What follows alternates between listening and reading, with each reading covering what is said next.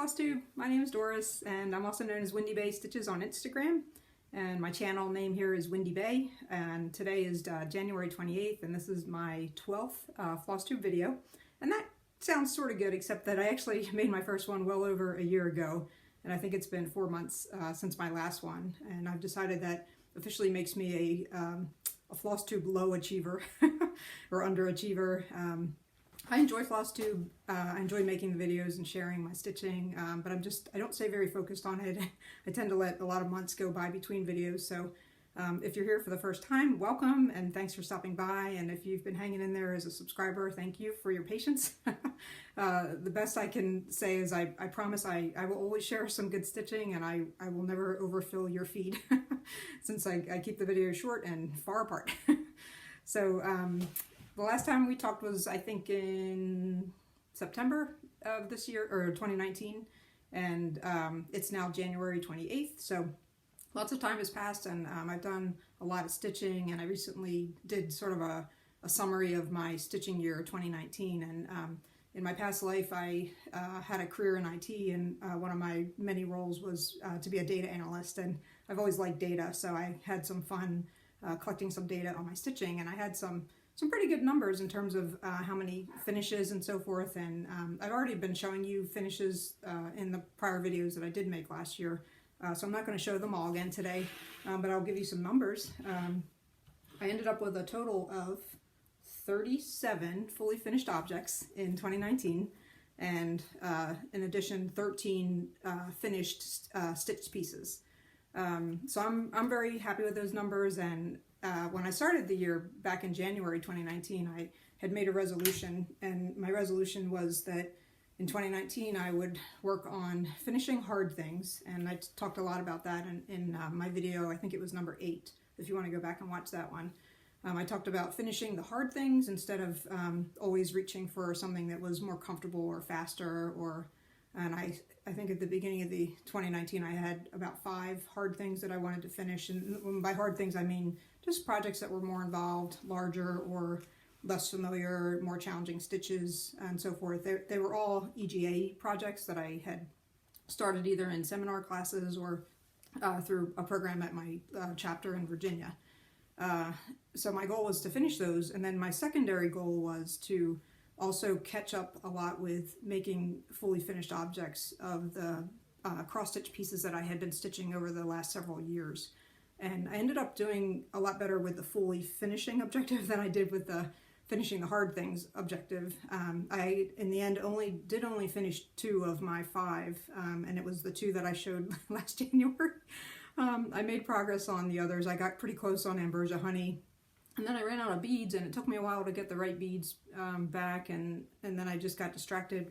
We did a lot of traveling in 2019, and we're going to do a lot of traveling in 2020. So I think having long blocks of time at home where I can work on those kind of projects is going to continue to be a challenge, because the time ends up a bit fragmented. And also what happened is that my goal of fully finishing smalls, and not necessarily smalls, but larger things too, that fully finishing goal, I did so much better on that. I caught up on a lot, and I also changed my behavior such that now when I do stitch something that's smaller or even maybe bigger, going forward I'm finishing those right away. So I actually have quite a few fully finished objects that some you've already seen throughout the year, but I have quite a few I'm going to share today. So let's jump in and I'll start showing you some of those now. Maybe we'll start with the turtle. The Just Nan painted turtle pocket and turtle winder.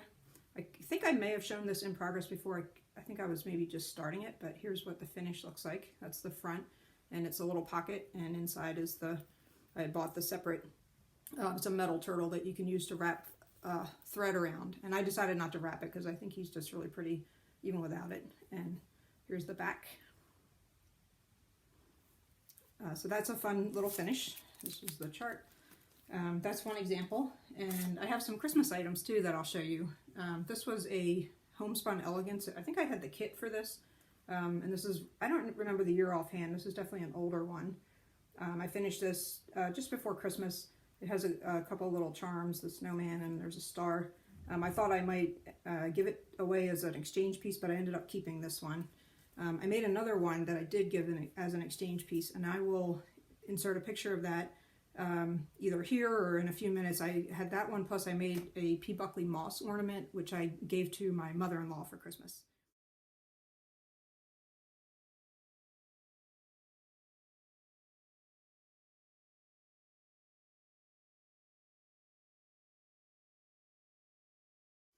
And this is a piece that I didn't stitch, but this was what I received as an exchange piece. This was from the Western Reserve Sampler Guild, and they had a nice holiday potluck type party and the ornament exchange. I have one other Christmas ornament finished that's recent. This was actually from a shop kit that I got from a local shop here in Akron, which is called Blueberry Hill Stitchery. It's a cross stitch and beaded ornament kit, and I love how this came out. It's a fairly simple pattern, and the person who put the kit together, she included everything, the red fabric and the stiff board to put in the center, and she gave the finishing instructions too. So that's another fun small finish. I'm going to talk a little more about that shop later in the video, Blueberry Hill, because I'm actually sort of working there. I started working, it ends up actually being about 3 days per month there. And as I said, I'm going to talk more about that a little later. Let's just keep going with some more fun stitching. So this is a bookmark that I actually did this very recently. It's probably my most recent finish. This was from a little kit by Perman. And I do have the front of the kit here to show you. It's an older kit. I think I probably picked it up either at a thrift store or stash sale somewhere.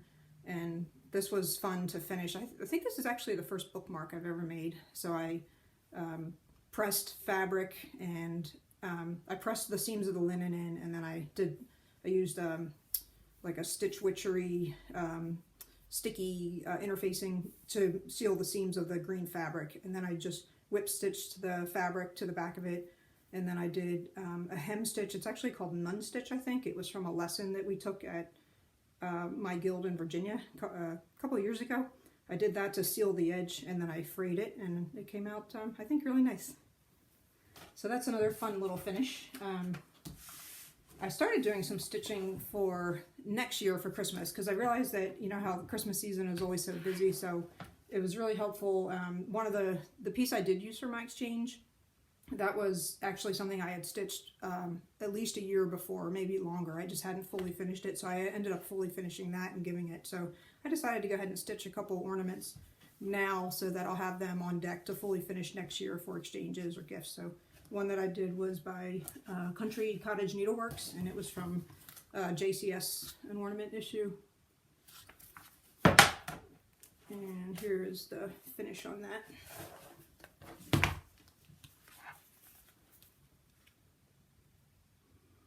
And I have plans to make this into a small wreath. I've got a little wreath that I already purchased that I'm going to mount it inside of, but I think I'm going to wait and do the finishing next year.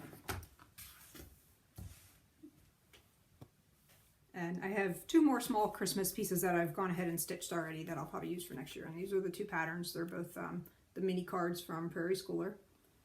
And this is the house.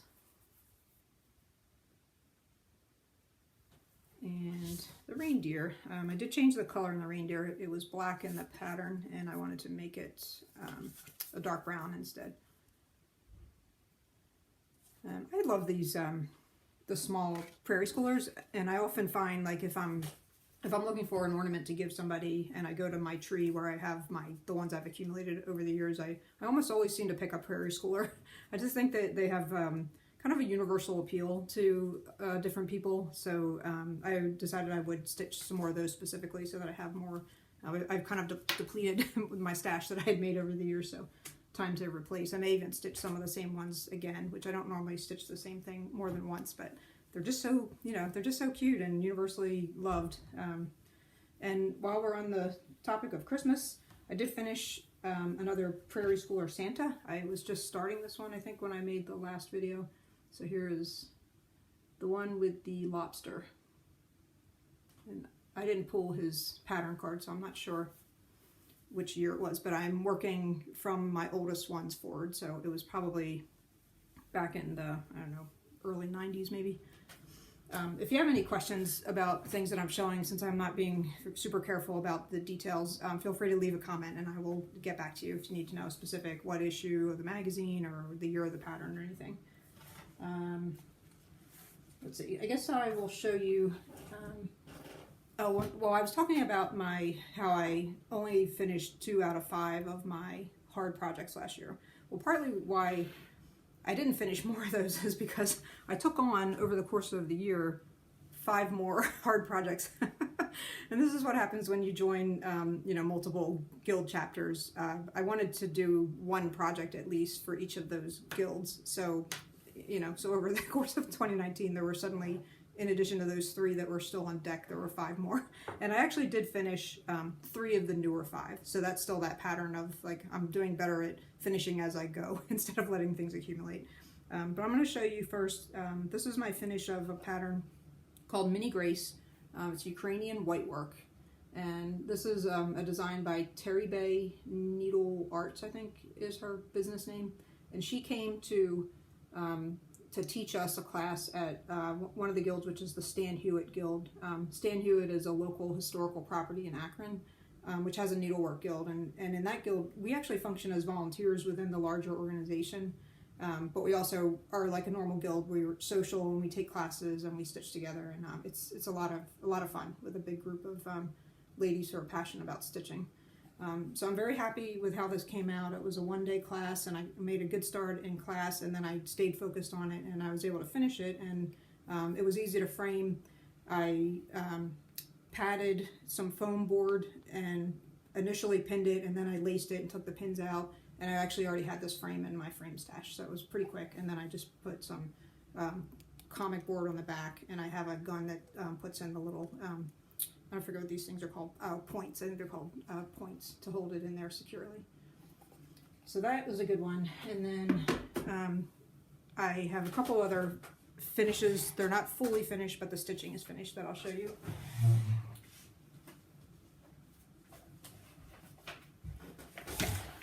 This one I think I showed before in the last video. I was just getting started. This is the Queen Stitch pincushion that is from an issue of Needle Arts magazine, which is EGA's publication, and I finished all of the stitching on this. So it's actually ready to be made into a little cushion or a box top. We have a member, this is the project that I did for the Town and Country EGA chapter, and we have a member there who's an excellent finisher, and she's going to help us with finishing, I think in the March meeting coming up 2020. So I'm going to hold this close. So this whole thing, except for the center, is Queen Stitch, which is a fairly complicated stitch. You make a lot of passes with the needle to create this soft little diamond, each of these soft little diamonds, and then as you go, you can see the little dots that kind of appear in between. It's a little bit of a pulled thread technique as well. So I'm very happy with how this came out. It took a long time because I wasn't familiar with the Queen Stitch, and also it's on a fairly, I don't know, maybe a 30 count linen, and you have to make so many passes using one thread, and you're creating this diamond and then sort of couching each of you make 4 vertical passes and then you couch the threads horizontally to create the diamond, and it just takes time and patience to make all those little stitches. So I'm glad to have gotten that one done. So that was one of the other new hard projects. And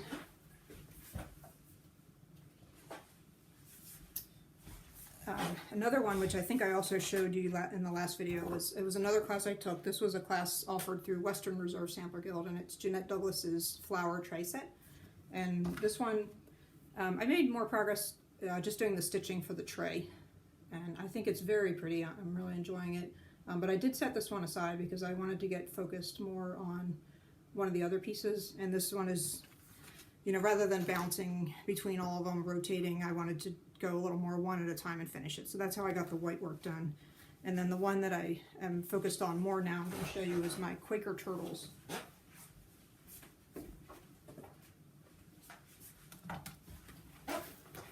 And this is not a guild project, this is just one. I started on my own. Somebody that I know in Virginia made this a few years back, and I just thought they were so cute, and I like turtles, as I've mentioned before.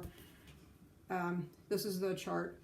It's with my needle, designed by Ellen Chester, and it's going to be a little set of sewing accessories.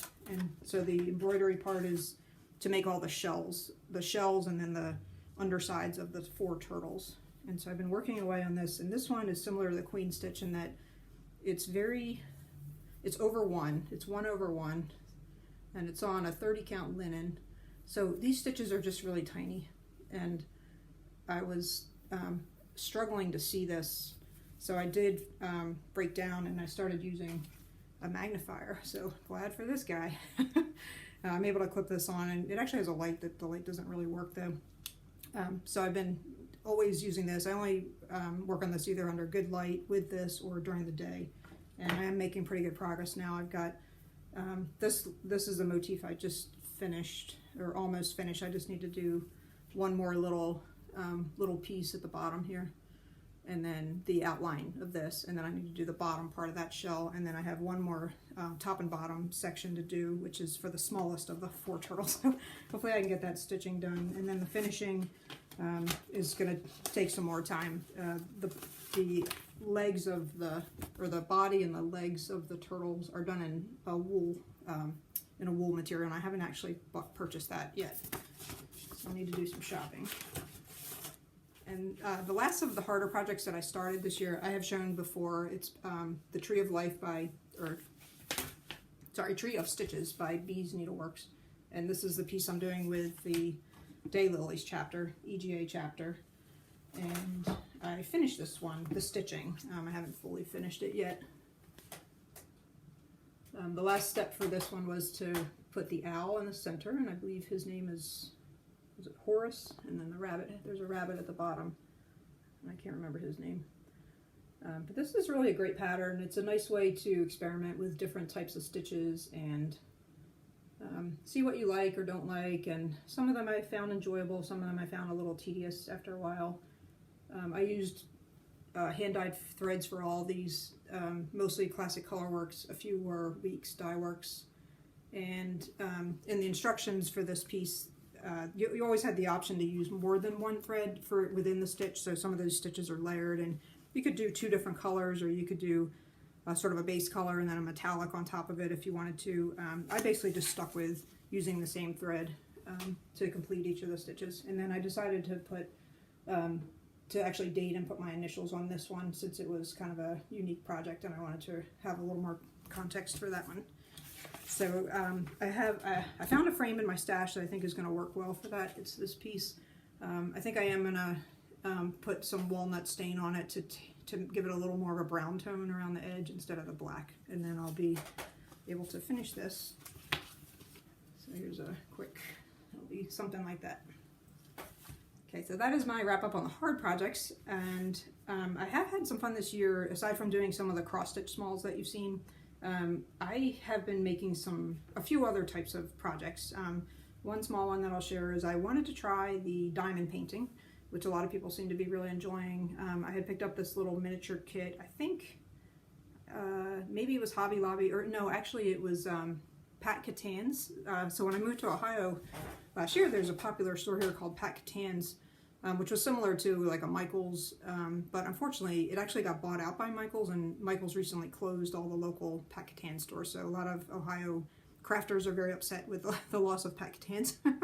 I am as well, because it was right around the corner from my house, but we do still have Michael's and Hobby Lobby nearby. So this was very small. The diamond painting was quick, but I used some similar finishing techniques. I mounted it on something hard. I put scrapbook paper on the back, and then I glued I made the cording using pearl cotton, and I glued that on. So that was fun.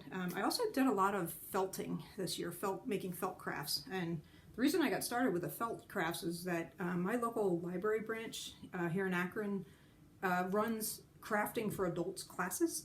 And it's really fun. There's a lady named Dolly who has been teaching there for a long time, and she likes to make small sewing accessory type pieces using felt typically. So I'd taken one of her classes about a year ago, and it was to make this little pincushion watermelon. This was a summer theme class. I don't think I ever showed this before, and after I made this one I was hooked, and so I try to make it a priority to make sure I get registered and I'm able to take her classes. And over some of the other classes we made this pincushion, the little camper, Super cute. And then this year she did felt classes again. They weren't actually sewing accessories. They were more like holiday pieces.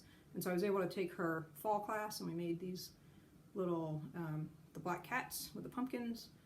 And this I did put on my Instagram, so he might look familiar. And most recently she did a class where we made these little pillows with the robins and the berries. And I thought this is so cute. And I took this class before Christmas. I didn't actually finish it till just a couple weeks ago. So this is actually one of my first 2020 finishes. So it's just simple. It's felt that's just stitched on. There's a little bit of detail stitching. And then we added the used beads to make the berries. And I used a different type of bead to make the eye on the cardinal. So that has been fun. And then because I was enjoying that so much, I had this old issue of Molly Makes magazine, and it had a kit to make a little doll that it came with. So I finally got around to, I mean, I've had this for years and I was intending to make it. So I finally got around to making the little doll from the Molly Makes. So she is super cute. When I held up this pin cushion, you may have noticed this tiny little cross-stitch pin. This is actually another very recent finish. I don't know if this is going to focus well, but look how tiny that is. This was a tiny little kit that it was actually in a grab bag that I purchased at Crafty U, which is one of our local shops here in Northeast Ohio. It's made by the Purple Thread, and it's called a Pin Pal. And the kit itself is very cute. It looks like a little matchbox. It slides open, and everything was in there. I have two more very small finishes to show you. These are just stitched, not fully finished. This was from a recent car trip that my husband and I took to go to, first to Northern Virginia to visit our family and some friends, and then after that I was able to go to the EGA Mid-Atlantic Region Retreat, which is happens every year in Ocean City, Maryland. And it's a great retreat. It's very relaxed, and you know, it's off season at the beach, so it's not crowded. We get, you know, a nice sized hotel room, and we have the use of a large conference room. And this year we had over 200 people attending. I think what was the biggest crowd ever. Everyone just loves it. It's just a really nice, relaxing thing to do after the holidays and the New Year and all that. So for us, it's about a 9.5-hour drive from Ohio, and so we did sort of break it up a little bit and go to Virginia first, and then we spent 5 days in Ocean City. We went down to Assateague one day, which was a very nice day trip on a sunny day, and I swear we've not seen the sun since. It's been so cloudy in Ohio. I had to get a better light bulb and put in this room so that I could show things with sufficient light today. But on that trip I was doing, again, like small, easy stitching in the car. So I have these two small finishes, and these are both what I think are free projects from the Cricut collection. The first one is called Flower in a Pot, and it's this little piece. And the second one is called Which Came First. It's one of those chicken or egg references, and it's this cute little chick. And it came, this was a little kit that I think I picked up at either a thrift store or stash sale, and it came with the little beak button, and then I added his legs in because I thought he looked more realistic with legs, whereas the pattern just had just the body without legs. And let's see, I'm not going to do a lot of haul. I have been buying. I'm always buying. I try to take advantage of, you know, I'm always looking in thrift stores. I do get to occasionally hit stash sale type events through the different guild chapters that I belong to. I did get a fun giveaway at Camp Wanna-Stitch. The organizers made little ort jars, and they put some mini scissors inside, and also some of these little clips. I don't know what these are called. I have seen some other people using these. They're good for holding. I used these little ones for when I was making the bookmark to hold the sides together, and there's some larger ones you can use to just clip linen down also. So that was a really fun giveaway. I did some shopping while I was in Northern Virginia. I hit one of my favorite thrift stores in Northern Virginia is called Twice as Nice. It's in Leesburg, and they get a lot of good crafting stuff there. I got some great fabrics for fairly large pieces of homespun types of fabrics for only about $1 per piece, and these are good sized pieces. So that was a good find. They also had a whole box of charts, mostly older needlework charts for only 25 cents each. So I picked up a couple of those. I'm just going to show, like here's an example.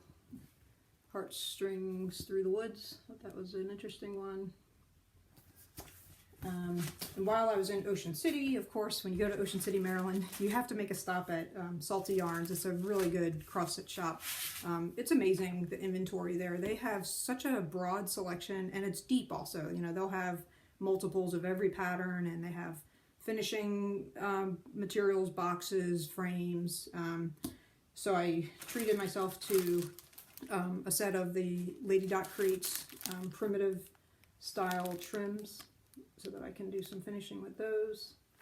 And I picked up the Home for the Holidays book. This is my first Blackbird Designs book. And I got it because I want to make some of the stockings. I'd actually love to get the book that has the Halloween stockings someday too. But I'll start with these Christmas stockings.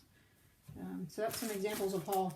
I did actually go to one other place that was really interesting that I wanted to mention, and that is when we were driving back, since it's such a long haul from Ocean City to Ohio, we stopped and spent a night in Bedford, Pennsylvania, and that was a really fun town to visit. Part of the draw there was that there's a museum there called the National Coverlet Museum, and they have a huge collection of these antique coverlets. And if you're not familiar, the coverlets are woven bed covers that often have very bold, colorful geometric patterns, or patterns of things like eagles or like Americana type symbols. And they had some cross-stitch charts for sale in their shop, so I picked up this one.